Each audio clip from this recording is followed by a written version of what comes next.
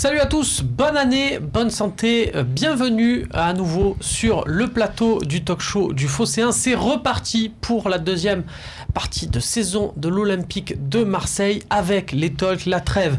Ça y est, c'est ingurgité, maintenant place, retour à la compétition, place aussi au mercato hivernal. Vous le savez, vous êtes aussi quelque part là pour ça. Le talk show, c'est tout de suite, c'est parti avec de suite le sommaire en images. On va parler de Jacques-Henri Hérault, ses déclarations sur le mercato, son petit tweet clash avec Aulas, l'avenir de Mitroglou, mais aussi celui d'Abdenour. Voilà, c'est des cas un peu inattendus pour ce mercato. Et puis, on va évoquer la rencontre qui arrive vite, puisque ça sera dimanche contre Valenciennes, la reprise de l'Olympique de Marseille en Coupe de France. C'est une tradition, presque, j'ai envie de dire, en Ligue 1. On redémarre avec le match de Coupe. Heureusement, ça sera à Marseille et ça sera en compagnie pour le brief de ce match de Jérémy Djaoui. Bonsoir à tous, bonne année. Bonne année Jérémy, je suis très content. Une blague sur ma pas du tout, c'est très mal me connaître, ouais. C'est très mal me connaître. Je suis très heureux, je ne doute pas mon plaisir de t'avoir et de voir qu'à tes côtés, Karim Attab soit disponible pour être avec nous. Tout le monde se l'arrache, notamment ton employeur, c'est un peu normal. Mais voilà, tu as un peu de temps pour être avec nous, c'est appréciable. Tu as pris sur ton temps perso pour être là, c'est beau, c'est un effort. Non, pas d'effort, ça fait plaisir. Meilleurs vœux, bonne année à vous tous et à tous les spectateurs, téléspectateurs, internautes du Phocéen. Oui, et Maritima m'a laissé sortir, vu que je ne travaille pas en ce moment, tout va bien. C'est plus facile pour te laisser sortir. C'est le cas aussi de Samir, oui. Samir Daoud, supporter encarté aux Fanatics. On t'avait reçu 2 fois sur le plateau, c'est donc en 3e talk. Ça y est. Je vais changer ma bio. On est au bout de 3 talks. À côté de toi, lui, il en a fait 987. C'est Fabrice Céleschi. Salut Fabrice. Salut les gars. Bonne année. Bonne année à tous. Et bonne année également, poli. Voilà, une fois que toutes ces choses sont passées, messieurs, on va pouvoir entrer dans le vif du sujet avec les petits tweets que se sont échangés Jacques-Henri Hérault et Jean-Michel Aulas à Noël.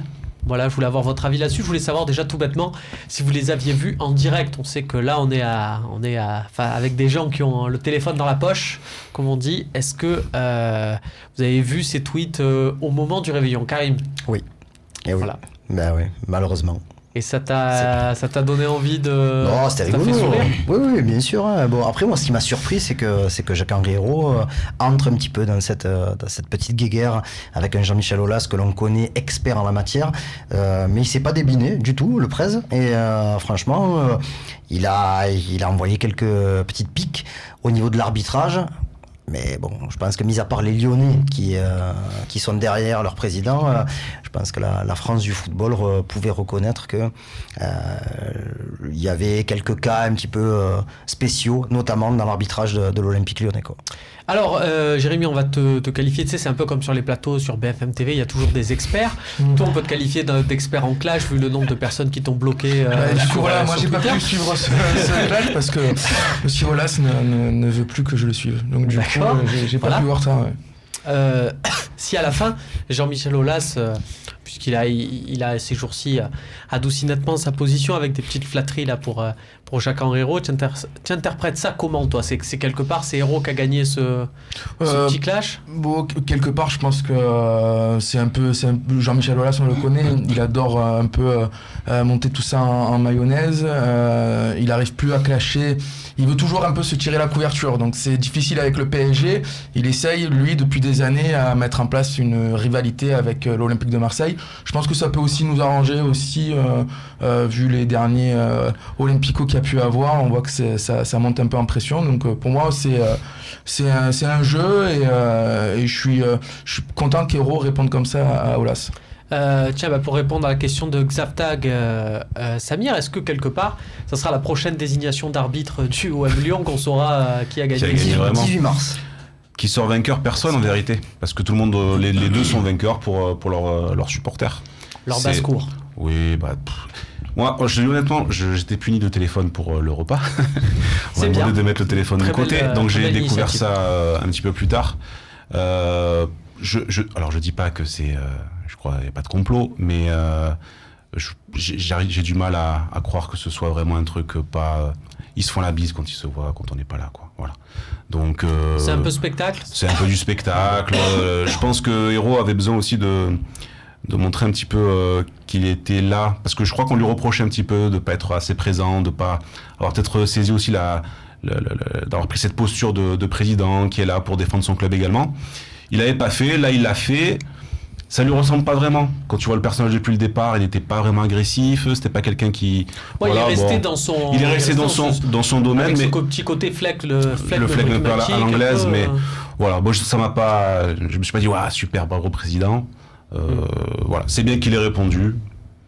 Mais après, ça, voilà. Babou, toi qui généralement prends de la hauteur sur ce genre de sujet, qui préfère parler de foot et qui a bien raison, d'ailleurs, est-ce que de voir Hérault on disait descendre un peu dans la cour de récré, alors que c'était réclamé par de nombreux supporters. Toi, tu vois ça comment ? Est-ce que tu te dis, au moins il a répondu, il occupe ce terrain-là, tout en restant quand même fidèle à son style bien à lui. Il n'a pas non plus employé des insultes ou le caps lock, voilà, pour rentrer dans le langage technique. Mais, ou alors tu te dis, ça fait comme, quoi.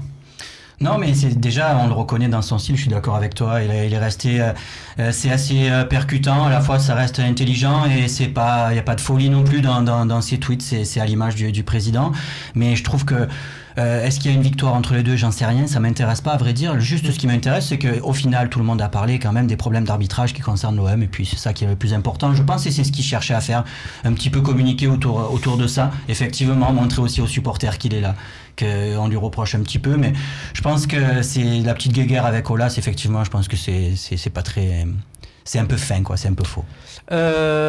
Mariano Diaz, l'attaquant de Lyon, sera en commission de discipline le 25 janvier prochain pour donc son plongeon à Toulouse. Ce n'est pas une première, beaucoup de médias expliquent que ça sera une première dans l'histoire. Fabrice Fiorez avait écopé de 3 matchs, il avait écopé de 2 matchs, Paris avait fait appel. Ce qui était un peu dommage. Il en avait pris 3. Voilà. C'était avant son transfert à l'Olympique de Marseille. Sachons, nous aussi, nous flageller. On a parlé... Juste par rapport à Mariano, c'est quand même dommage qu'il soit convoqué le 25, quelques jours après le Lyon-PSG. Ouais.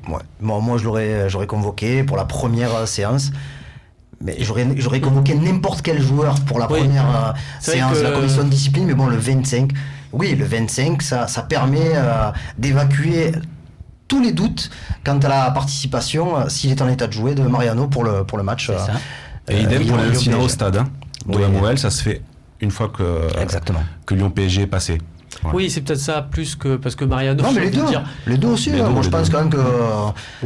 oui, Mariano... il est plus utile contre Guingamp, Toulouse et Niort. Il a marqué plus de buts, je pense, que nos 3 attaquants réunis. Oui, tu penses bien. Ça, c'est vrai. Voilà, il me semble. Ça ne fait pas pour autant. Enfin bon, le débat, on y arrive tout de suite, parce que Hérault n'a pas seulement communiqué sur Twitter avec Aulas, il a aussi...